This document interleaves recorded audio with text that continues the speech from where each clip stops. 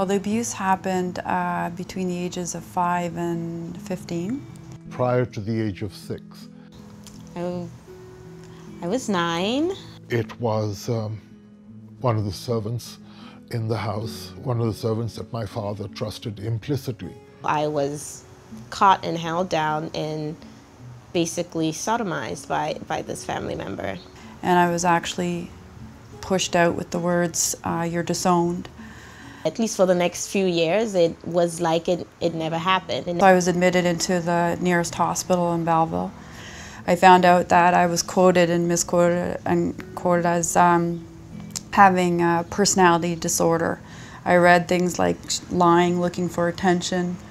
Then that just became my life journey. It was as if that pivotal moment when I was 9 just foreshadowed my whole...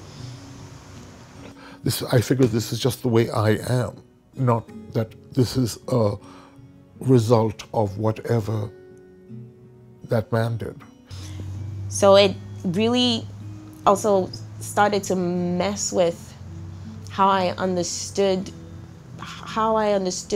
who I was. And I figured that it was I who was the filthy one. I became very, very isolated is the word, and became very suicidal and just felt really alone. And just very disconnected, very unhappy, just not who I knew I should be. Constantly fighting with people, extremely moody, physically violent, alcoholic, narcotics. I had no joy in my life. I did not enjoy my children when they were small because I couldn't. I guess I couldn't let myself enjoy. I had so low self-esteem, such hatred for everything. I'll come wash your house, paint your house. I'll come cook for you. I'll do dishes for you. I'll do any of these things. And I consider these things to be a labor of love. I'm doing them for people I care for. However, I don't do the same stuff for myself. Well, really, I think I was going through the motions of living. I crashed at mid-50s. I mean, I always knew the sexual abuse was there. I thought I had just dealt with it. it was always at the times when I did tell the truth, I felt lighter. He apologized, and the sincerity was genuine. It was the biggest weight to ever be lifted off my shoulders that I didn't even know I was carrying, just to hear him say, "I'm sorry."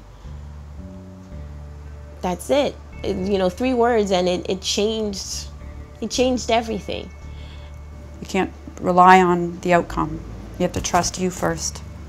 Nobody could understand why I was so happy having found the first abuser in my head. I was able to say, you know what, and I accept your apology.